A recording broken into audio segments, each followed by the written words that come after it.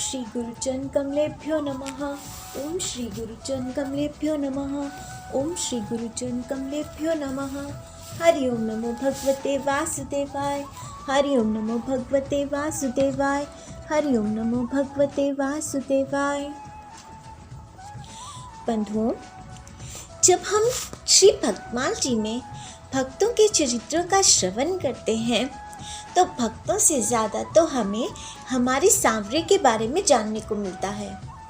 बड़े बड़े वेद ग्रंथों ने जिन्हें भगवान बना दिया, इतना ऊपर कर दिया कि किसी आम इंसान के लिए उन तक पहुंचना भी कठिन लगे।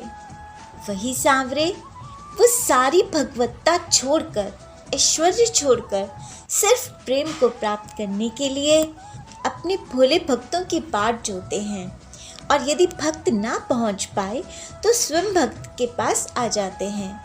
ऐसी क्या वस्तु है जो सांवरे के लिए दुर्लभ है? सारे संसार को बनाने वाले भी वही हैं। क्या नहीं प्राप्त कर सकते, लेकिन प्रेम एक ऐसी वस्तु है जिसे प्राप्त करने के लिए सांवरे लालायित रहते हैं।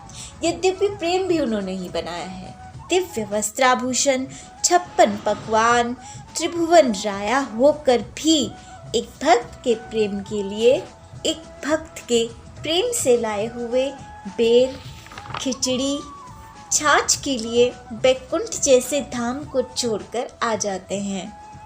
बस वो ही हैं जो सिर्फ प्रेम से तोलते हैं।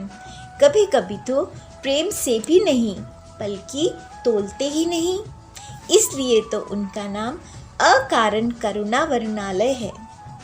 बिना कारण ही करुणा करना उनका स्वभाव है, क्योंकि सब जीव उन्हें बहुत प्रिय हैं। आज की कथा भी सांवरे की इसी प्रेम और करुणा का प्रमाण है, जिसे सुनकर गदगद हो जाता है मन। आज की कथा है श्री त्रिभुवन दास जी की। श्री नाभा जी कहते हैं, कायथ त्रिपुर दास भक्ति सुख राशि भर्यो कर्यो, ऐसा पन सीत दगला पठाइए, निपट अमोल पट हिये हित जटी आवे, तांते अति भावे नाथ अंग पहराइए। आयो को काल नरपति ने बिहाल, कियो भयो ईश खयाल, नेको घर में न खाइए, वही ऋतु आई सुधी आई आँखी पानी, भरी आई एक द्वाती दीठी आई, बेच ले आइए। श्री त्रिपुरदास जी जाति के कायस्थ थे। इनके हृदय में राशि राशि भक्ति सुख भरा हुआ था। इन्होंने ऐसी प्रतिज्ञा की थी कि मैं प्रति वर्ष शीतकाल में सांवरे के लिए दगला भेजा करूँगा। तदनुसार ये अत्यंत ही बहुमूल्य वस्त्रों का दगला यानी अंगरखा सिलवाते थे। फिर उसमें सुनहरे गोटे लगवाते थे, और सबसे विशेष बात तो यह होती थी कि दगला इनके हार्दिक प्रेम से जड़ा हुआ होता था। ऐसा दिव्य दगला ये भेजते थे। यही कारण है कि इनका भेजा हुआ दगला ठाकुर श्रीनाथ जी को अत्यंत प्रिय लगता था, और गोसाई श्री विठलनाथ जी भी उसे बड़े प्रेम से श्री ठाकुर जी को धारण करवाते थे। कुछ कालोपरांत इनका ऐसा समय आया कि राजा ने इनका सर्वस्व अपहरण कर लिया। ईश्वर ने भी ऐसी लीला की कि एक एक आने और एक एक दाने को मोहताज हो गए। घर में खाने पीने तक का ठिकाना नहीं रहा। इसी बीच सर्दी ऋतु आ गई। तब इन्हें श्री ठाकुर जी के लिए दगला बेचने की याद आई, परंतु धन का सर्वथा अभाव होने से, श्री ठाकुर जी की सेवा से वंचित होने तथा प्रतिज्ञा भंग होने के दुख से इनकी आंखों में आंसू छलछला गए। ये मन में विचार कर रहे थे कि ऐसा असमय कैसे प्रतिज्ञा का पालन करूं, कैसे श्री ठाकुर जी की सेवा करूं, कि एकाएक पीतल की एक दवात इनकी नजर आई। फिर तो मानो डूबते को तिनके का सहारा मिल गया। इन्होंने मन में निश्चय किया कि इसको बेचकर सांवरे की सेवा करूँगा। आगे नाभाजी कहते हैं, बेची के बाजारियों रुपया एक पायो, ताको ल्यायो लोटो थान मात्र रंग लाल लगाइए। भीजियो अनुराग पुनि नैन जलधार भीजियो, भीजियो दिन ताई धरी राखियो और आइए। कहु प्रभु जन आए सहज दिखाई दई, भई मन दियो ले भंडारी पकड़ाइए। काहू दास दासी के ना काम को पे जाऊले, के बिनती हमारी जो गुसाई न सुनाइए। श्री त्रिपुरदास जी ने उस दवात को बाजार में बेचा। उससे उन्हें 1 रुपया मिला। उस रुपये से इन्होंने केवल मोटे कपड़े का एक थान खरीदा। फिर उस कपड़े को लाल रंग में रंगा।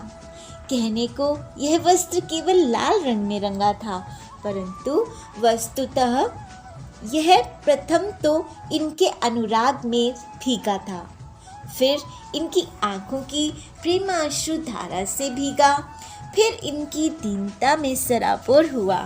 इस प्रकार यह निपट मोल हो गया था।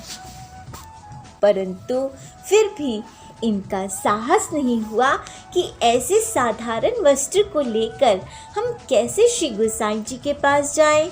अतः उसे घर में ही रख लिया। सोचे कि ये श्री गिरधर लाल जी की ओर से कोई आएगा तो उसके द्वारा भिजवा दूंगा। इसी बीच श्री गोसाई जी का एक सेवक अपने गांव में आया हुआ सहज ही दिख गया, तो इन्होंने मन में विचार किया कि वस्त्र इन्हीं के हाथ क्यों न भिजवा दिया जाए।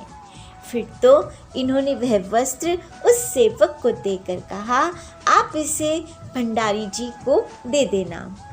यद्यपि यह वस्त्र गोसाई जी के किसी दास दासी को भी नहीं पहनाया जा सकता, तो भी मुझ 3 की यह तुच्छ भेंट आप ले जाइए। परंतु एक बात का ध्यान रखिएगा, मेरी आपसे यह प्रार्थना है कि इस वस्त्र का समाचार श्री गोसाई जी को मत सुनाइएगा।